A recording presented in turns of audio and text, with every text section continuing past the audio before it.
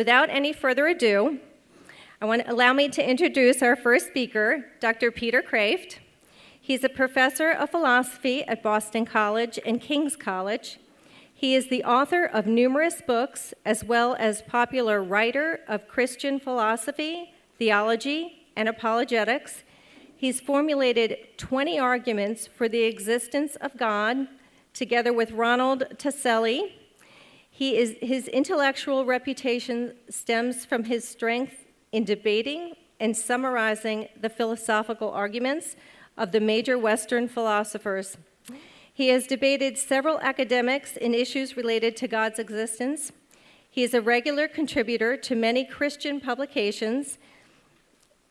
He's in a demand for a speaker. He's at conferences and is the author of 67 books, including Angels and Demons, Jesus Shock, and the Fundamentals of Faith. So the title of Dr. Kreeft's talk is Angels and Demons, Who They Are and How They Influence Us. Please give Dr. Kreeft a warm round of applause.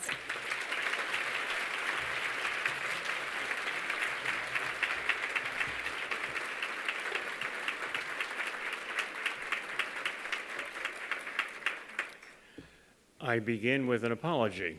I will certainly disappoint you, because the title of my book on Angels and Demons is Angels and Demons, What Do We Really Know About Them? And my basic answer is not really much. And I'll simply pick out 10 to 20 points from my book and speak about each one of them that I find kind of interesting, and I think you will too, for a few minutes. It's not a carefully organized, outlined talk. But if you've read my book before, I apologize a second time for giving you nothing new. Because if it was worth saying, I should have put it in the book. And if it's not worth saying, I shouldn't say it now.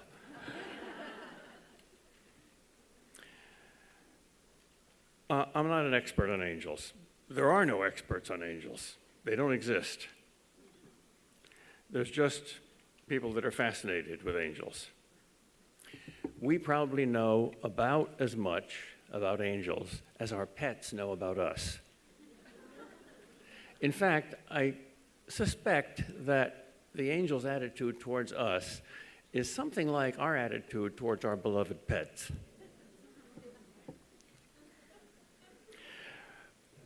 So why did I write a book about angels? Because I find them fascinating. And why did you come here? Because you find them fascinating. Why? They're different. They're other.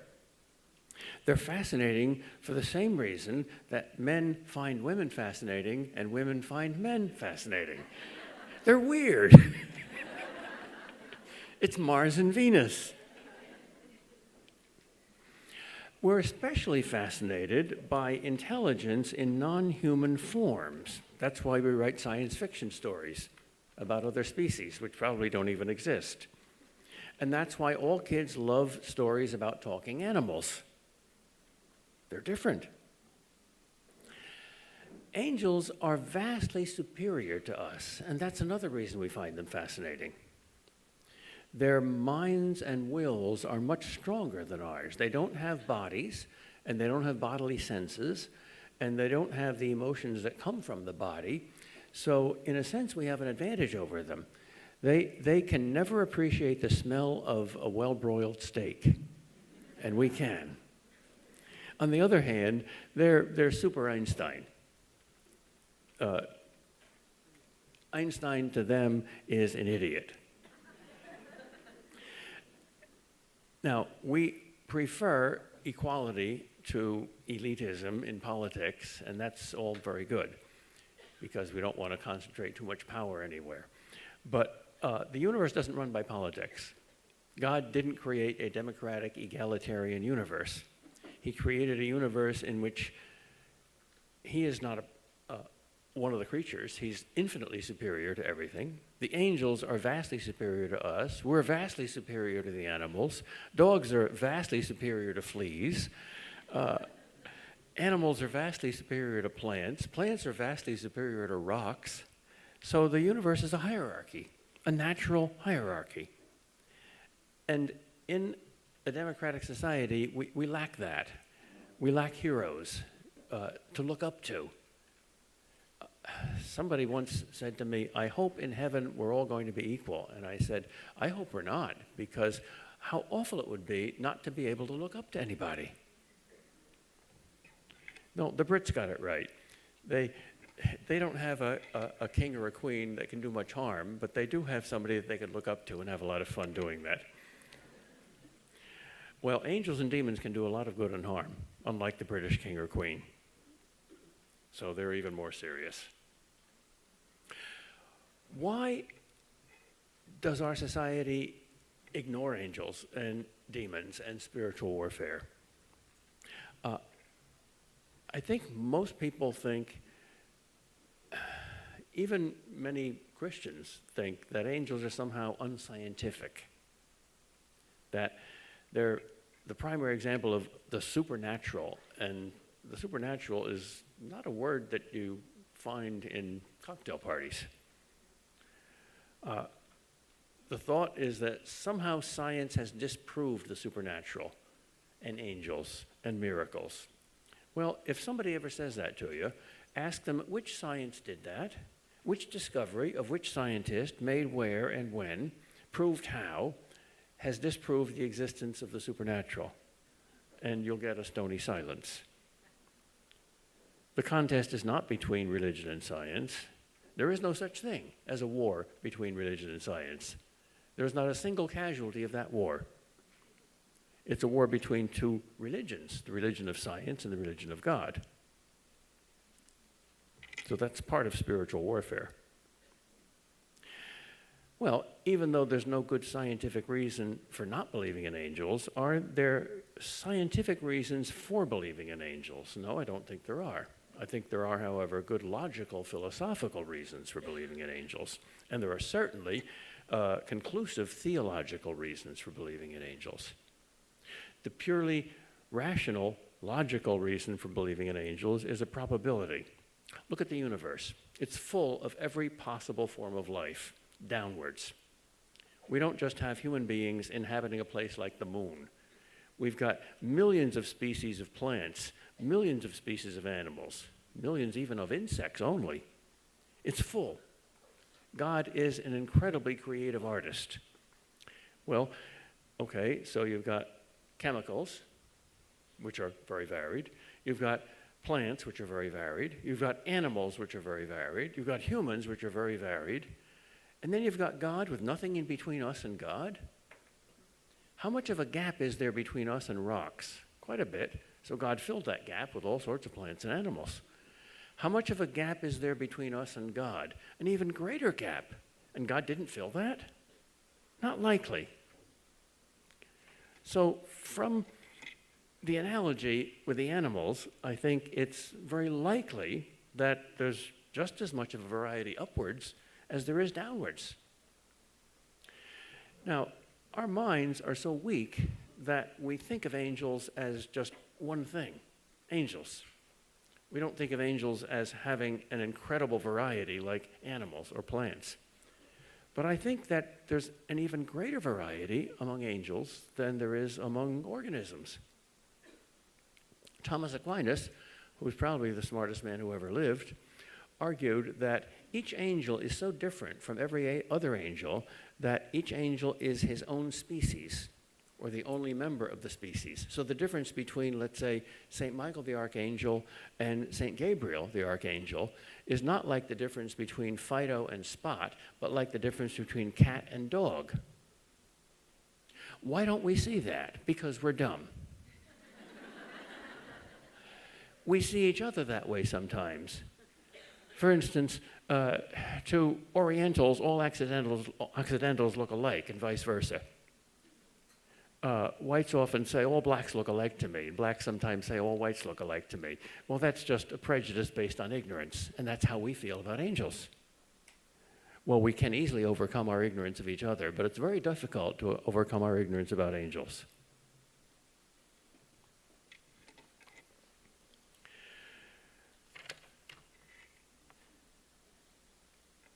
Can you be a Christian without believing in angels?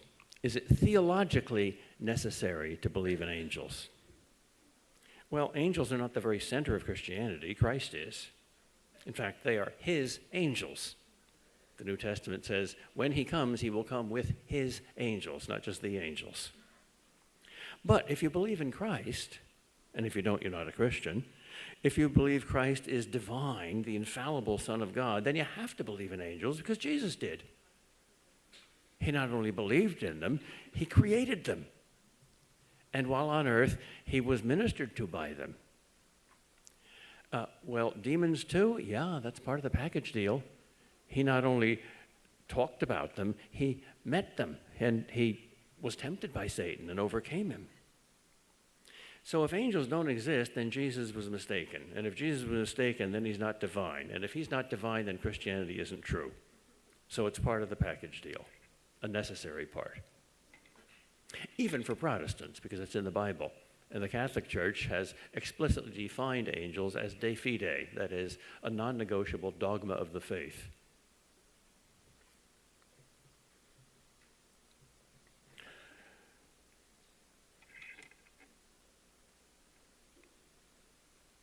If angels are pure spirits, if they're invisible, then how can we meet them? How can we see them? Well, those are two different questions. You can meet them spiritually. You can meet them by faith and prayer and hope and love and conversation. And it's a two-way conversation, just as prayer with God is a two-way conversation. God talks back and wants to. And he uses his angels to do that. But do people sometimes see angels? Yes, quite frequently. In the Bible, people see angels all the time. Take angels out of the Bible, and, well, you've got quite a bit left, but you'll need a lot of strokes of the scissors to get all the verses about angels out of the Bible. In fact, I counted once. The word angel is used 298 times in the Bible. I didn't go through every word. I just used a concordance. But that's quite a few times. Angels sometimes assume bodies. They disguise themselves as human beings, like the three angels that met Abraham and warned him to get Lot out of Sodom. Hebrews tells us, be sure to practice hospitality because many people have entertained angels unawares. That homeless, hungry bum that comes to your door, that might be an angel in disguise. Angels often disguise themselves. But their disguises are much better than ours. We send our little kids out on Halloween sometimes disguised as angels, and they don't fool anybody. But when God sends his angels disguised as human beings, he usually fools us. So watch out.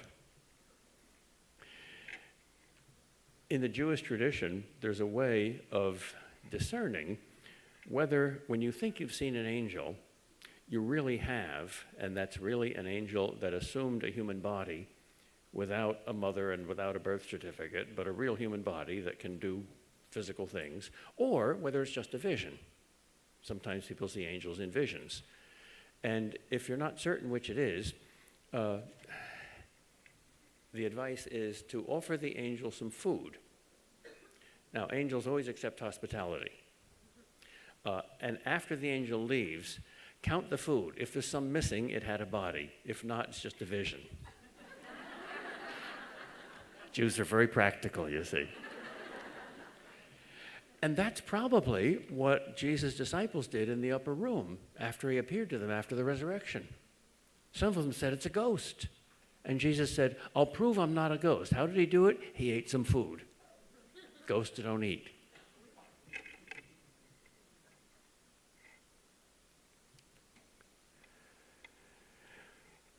Are angels beautiful? Yes. Our art is fascinated with angels, but it's woefully inadequate. People who have seen real angels almost always say that the attempts of the greatest artists to portray how beautiful angels are falls flat on its face. Well, when angels manifest themselves as human beings. They have ordinary human bodies that aren't that different than our bodies. If they were that different, the disguises wouldn't work. But sometimes people see angels, especially in visions, that can't be described. The categories just aren't there. They say, for instance, very often that the light that angels has seems to come out of them instead of bouncing off of them. It's not ordinary sunlight. And it's very, very bright, but it doesn't hurt your eyes. And sometimes they say the colors were not like any earthly color. You can't even imagine a new color. But when they see angels, sometimes they see new colors. How can angels be so beautiful if they have no bodies? Well, the most beautiful thing in the world is a beautiful soul. Look at Mother Teresa. Here's one of the most beautiful souls that ever lived. And one of the most ugly bodies. All those wrinkles. The contrast. That is part of the humor. God has a great sense of humor. If you doubt that God has a great sense of humor, stare at an ostrich for about 2 minutes in the face. I dare you.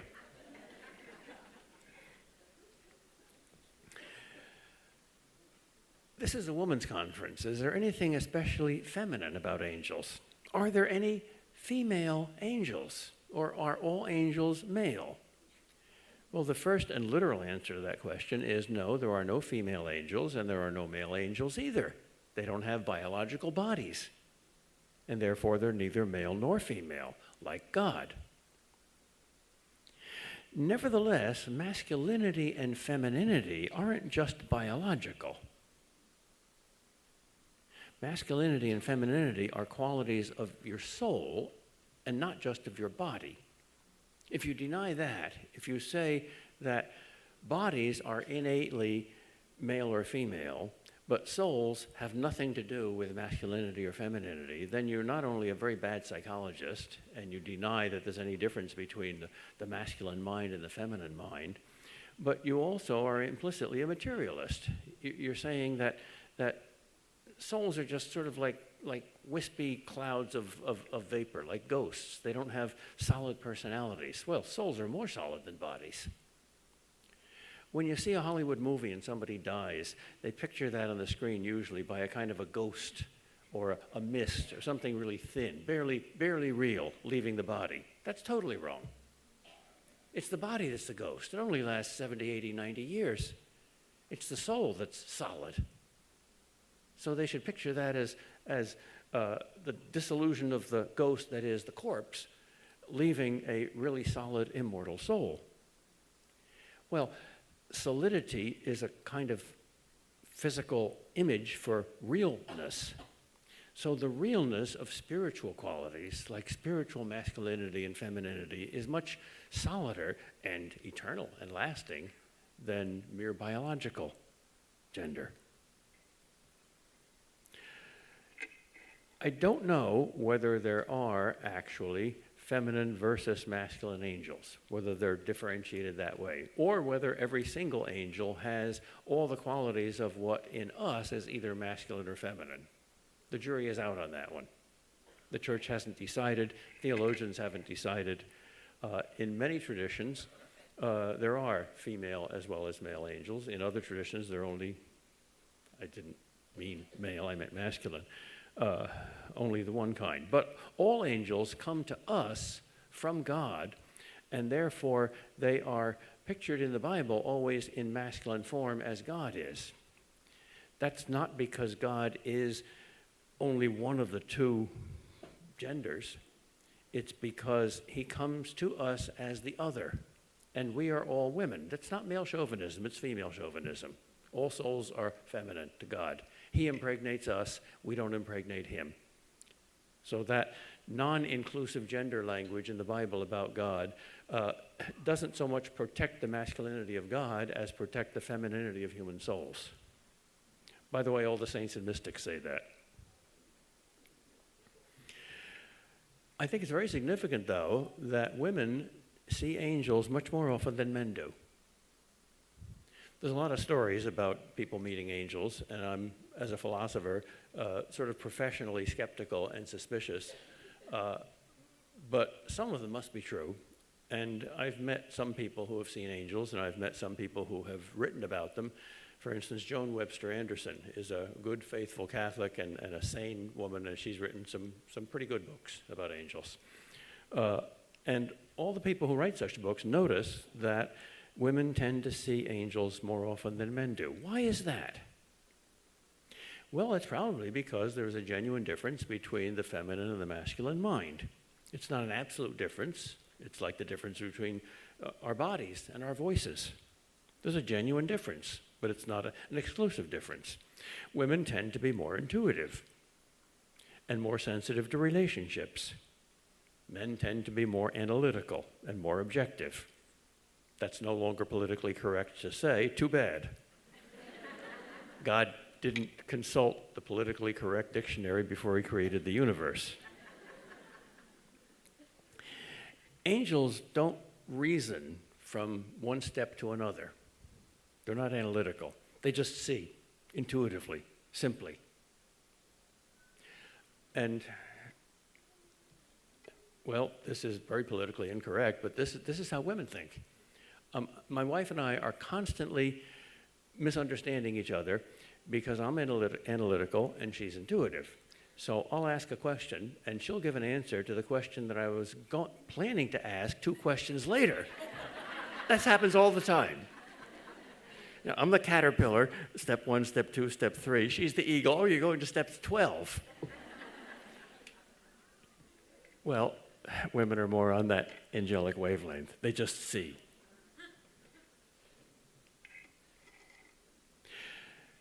What do angels do all day? Isn't it? Well, first of all, they don't have days, so they don't get bored. They do 3 things all the time, eternally, that never get boring. And we're going to do these 3 things, too, in heaven forever and never get bored. Knowing God, loving God, and praising God. And as an overflow from that, knowing and loving and praising each other. There's no limit to knowledge. You want to know more and more and more and more. Nobody says, I want to know 313 things, but not 314. The same with love, and the same with praise, which is love based on knowledge, or comes from knowledge and love. Well, what kind of love do angels have then? If angels' knowledge is different than ours and superior to ours, and they just see, they sort of read the mind of God in different ways, kind of mental telepathy, how do they love? Well, in a very different way than human loves. They understand human loves, but they don't have them. Let's distinguish 8 different forms of love. First, animal appetite. They don't have that because they don't have animal bodies. Secondly, greed or acquisitive desire. They don't have that. That's fallen. Third, puppy love or infatuation. Well, this happens to human teenagers, but not to angels. Angels are never teenagers. They're never born, they're never infants. They're fully adult as soon as they're created. Fourth, romance. Deep puppy love.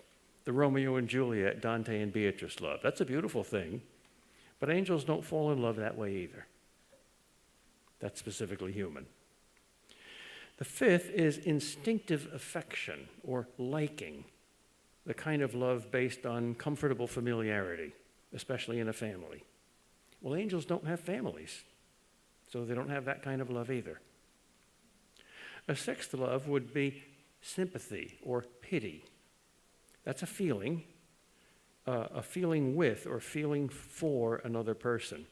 Now, angels can certainly understand human feelings. Probably better than we can. They're great psychologists.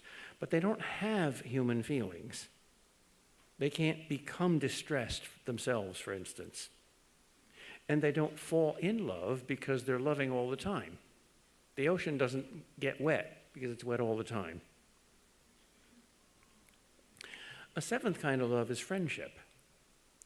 And I'm not sure whether angels have something like human friendship or not. The ancient Greeks and Romans thought friendship was the highest form of human love because it was the most spiritual and the least physical. Aristotle distinguishes three kinds of friendship, and if he's right, the angels can't have any one of the three, because one is based on need, and the angels don't have our dependencies and our needs, except mentally to higher angels. Second is based on pleasure. You're bored, so you want somebody to make you laugh. Well, angels don't get bored, and they don't need to change their pleasure level. And the third is based on equality. I respect you, I see the same things you see, our minds are similar. And angels aren't really equal to each other. They're in a hierarchy. So I think they don't have human forms of friendship, and I don't think they have special friendships, but I'm not sure of that. They certainly are friends. That is, they have goodwill. Now, goodwill can be either friendship or charity. And charity is certainly what the angels have. They're pure charity, so pure that they have to disguise themselves, or we'd confuse their love with something like ferocity. C.S. Lewis's description of an angel in his science fiction novel Perelandra. By the way, if you want a really good fictional treatment of angels, read Perelandra. One single changeless expression, so clear that it hurt and dazzled him, was stamped on each face, and there was nothing else there at all. What this one thing was, he could not be certain. He concluded in the end that it was charity. Pure, spiritual, intellectual love shot from their faces like barbed lightning. It was so unlike the temporary loves that we experience that its expression could easily be mistaken for ferocity.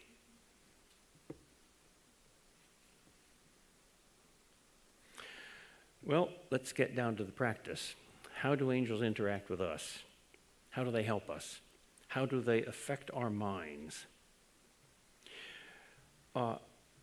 They can't read your mind unless you open your mind to them.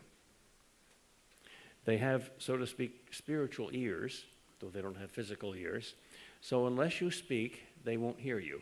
Unless you will to communicate with an angel can't force himself on you, and neither can a demon. But they have great mental telepathy, and they're great psychologists, and they understand you very well. And God has sent them to help you in that spiritual area. And not to take advantage of God's gifts is very, very foolish. And since angels are so brilliant and so powerful and so charitable, this is an incredibly powerful gift that God has given us. They can't do things that interfere with your free will. They can't put judgments in your mind or choices in your will, but they can put images in your imagination, and they can put feelings into your heart. See, images and feelings don't compel you. They can help you or harm you. The ones from angels help you. The ones from demons harm you. They're raw material, but you get to make the last choice. You know the old picture of a demon whispering in one ear and an angel whispering in the other ear. Well, that's one vote against you and one vote for you, and you get to decide the election by casting the deciding vote. Intellect and will are spiritual. Angels share them with us. Emotions and imagination are quasi-physical. They're partly physical and partly spiritual. So they can be directly influenced by angels and demons. Very often, you get an idea, you wonder where that idea came from. Boy, what a good idea. I didn't figure that out for myself. And it just pops like a bubble in your mind. It's probably an angel. What about demons? Same thing. They can't get at your inner self unless you open yourself to them, which is a very foolish thing to do. By the way, if you know anybody who has a Ouija board, persuade them to burn it. That's how The Exorcist happens. That movie, which was the scariest movie ever made, 2 people actually died of fright in seeing that movie, was based on an actual, literal, real case. The names and places were changed, but it's a real case. The person who got possessed opened himself by a Ouija board. But unless you open yourself to a demon, demon possession is impossible. Christians are automatically protected against that possibility. Demons bother you in 3 different ways. Experts in this area, which I certainly am not, distinguish temptation, oppression, and possession. All Christians are tempted. Christ himself was tempted. Some Christians are oppressed. They have deep darkness. To distinguish this spiritual oppression from a clinical depression is very difficult, because even in a clinical depression, there's almost always both a spiritual and a physical component. This is much more supernatural and requires supernatural help to overcome, but it's not yet possession. They can't get as far as your free will unless you let them. And that's, of course, the stupidest thing you could possibly do. So on the one hand, we have to take demons very seriously, as we take angels very seriously. On the other hand, we have to laugh at them and say, "You fools, don't you know you're doomed?" Luther's hymn, "A Mighty Fortress is Our God," has exactly the right biblical attitude towards demons. The prince of darkness grim, but we tremble not for him. His rage we can endure, for lo, his doom is sure. One little word shall fell him. That word, above all earthly powers, no thanks to them, abideth. That word is Christ. It's no contest. In the book of Revelation, there's a picture of the last event in human history, where Christ and Antichrist, or Christ and the devil, are fighting. And all of human history is at stake there. There was a similar fight when Christ, in his first coming, met the devil and was tempted 3 times. And I think that third temptation was the most serious, where the devil showed him all the kingdoms of the world and said, "I will give these to you, if only you bow down and worship me." Now, what could possibly have tempted Christ to bow down and worship the devil? All the money in the world? That's ridiculous. You wouldn't even be suckered in by that temptation. But the devil's got souls. Christ came to earth to save human souls. And probably, many of the saints say this, the severe temptation that he endured in the Garden of Gethsemane was God allowing Satan to show him how he would fail, that many people would be in hell forever. Many of his beloved children would not ever see his face. How awful. Well, in the temptation in the wilderness, the devil is probably saying, "You came to succeed in saving these people. Do you really love them? You want to save them all? I got them in prison, and I'll let them out. And there'll be nobody in hell. I'll empty hell for you, and you'll save everybody. None of your beloved children will ever suffer in hell. What do you have to do that? Bow down and worship me." Wow, that's a temptation. Does the end justify the means? Does a very, very, very good end, is there any end better than that end, the salvation of the whole human race? No. Does a very, very good end justify a very, very bad means? Is there anything more bad than refusing to worship Almighty God? No. So Jesus is tempted to be a pragmatist. He resisted.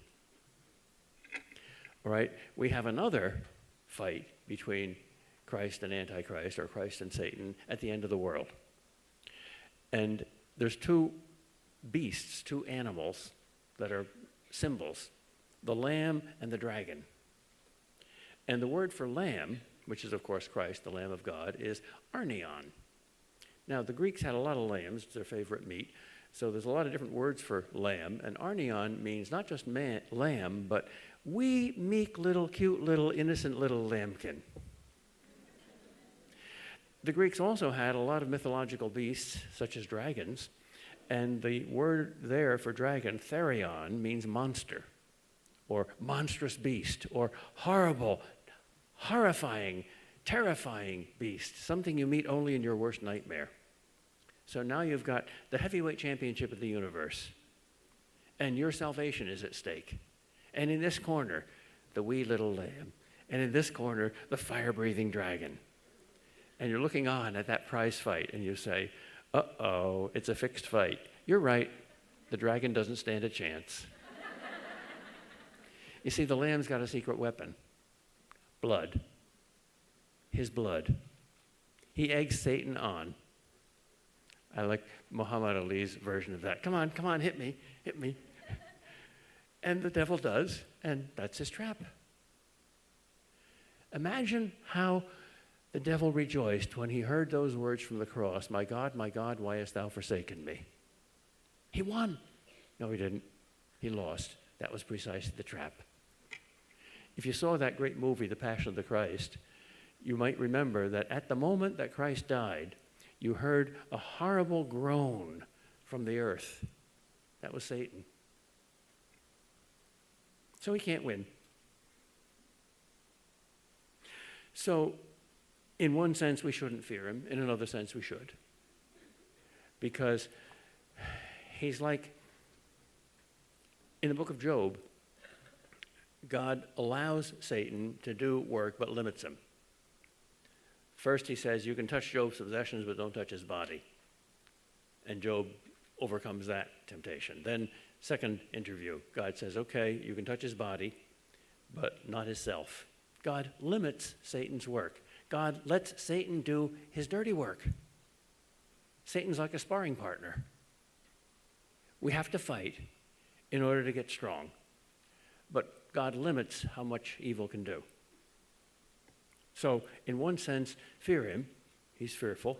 In another sense, looking at it from God's point of view, God will never let you be tempted more than you can endure. You might think he does, but he doesn't. How do demons tempt us? Well, through the world and the flesh. The world, the flesh, and the devil are the three sources of temptation, and the devil almost always uses the world and the flesh. Now, the flesh is fallen human nature, not just the body, but the soul too, which is weak. And that doesn't change much. So most temptations throughout history have come from the flesh, from innate fallen human nature, stupidity, selfishness, lust, greed. Today, we're in an unusual situation because the devil's got the world on his side a lot. Most of our temptations come from our fallen society or the world. They come from outside. It used to be socially acceptable to be virtuous and socially bad to be vicious. Now it's opposite. You'll get noticed and adored if you develop certain vices. And if you develop virtues, you'll get snubbed. So the devil's got a new weapon. So we've got to be aware of that. But both the flesh and the world have to go through your mind. And the devil has to go through your mind. That's where it all begins. There's an extremely practical verse about spiritual warfare in one of Paul's letters where he says, take every thought captive and bring it to Christ. It all begins with your thoughts. Sow a thought, reap an act. Sow an act, reap a habit. Sow a habit, reap a character. Sow a character, reap a destiny. Buddha, who was a great psychologist, although a terrible theologian, began his most popular book, the Dhammapada, with these lines. Everything that we are is a result of how we think. It begins where our thoughts begin, it moves where our thoughts move, it ends where our thoughts end. That's true. Therefore, think rightly. Don't say, Christ, I'll give you these parts of my life, but I keep my inner thoughts to myself. Don't keep your inner thoughts to yourself. Say, Christ, be the Lord of my thought, and therefore of my life.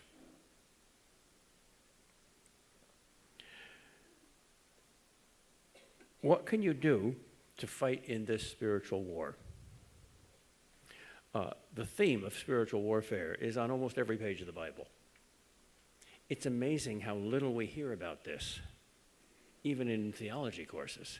Whenever I mention it in any class, the students are suddenly silent because they know there's something there and they know they haven't heard much about it. So the first thing we can do is be aware that we're at war. What happens when you know you're at war is adrenaline pumps into the brain and you're suddenly very aware as you weren't before. You thought those were butterflies. No, they're live bullets. Ooh. You thought you were running across a nice green meadow with round rocks. No, those are landmines. Ooh, it's a battlefield. And when you develop that wartime consciousness, you stop complaining about little things like lumpy pancakes or beds. On a battlefield, nobody thinks about that. Gives you a sense of perspective. So that's the first thing you can do. Second thing is be aware who your enemy is. Your enemy is not flesh and blood. Your enemy is not the Democrats or the Republicans or even the ACLU or Planned Parenthood. Your enemies are evil spirits. And how do these evil spirits get at you? The primary way is your own sins. Those are the devil's colonies in your heart and life. So be utterly uncompassionate to your sins. Be like Jesus in that first scene in the movie The Passion of the Christ. He's in the Garden of Gethsemane, and it's dark, and he's being tempted, and he's depressed, and the snake takes advantage of that opportunity and sneaks up on him. And as soon as Christ notices the serpent, without a minute's hesitation, stomp. No mercy. St. Benedict tells us that that's the way to interpret Psalm 137, that beautiful psalm that begins so tenderly. By the waters of Babylon, there we sat down and wept when we remembered Zion. Our captors asked us to sing the songs of Zion. How could we sing the songs of beautiful Zion in a foreign land? Beautiful, sensitive, tender. And then it ends with these shocking verses. This is part of divine revelation. God wants you to know this and do something with it.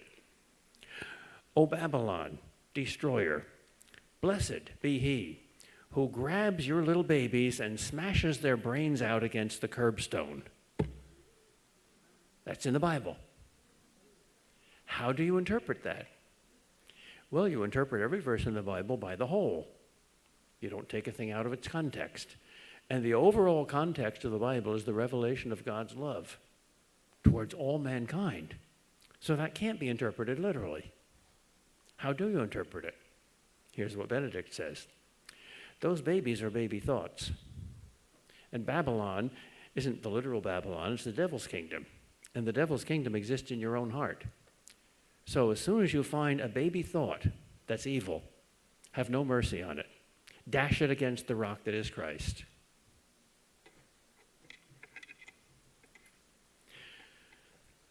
Men and women have to learn from each other. Men tend to be warriors. Women have to be warriors too. Women tend to relationships. Men have to learn that too. That's why God created two genders. We have an immense amount to learn from each other. So here I am, a man preaching to women about the need to be a warrior. But throughout the animal kingdom, you know, the fiercest warrior is always the mother. If Adam had been a good warrior and prevented Eve from being tempted by the devil, we wouldn't be here. We'd still be in the Garden of Eden.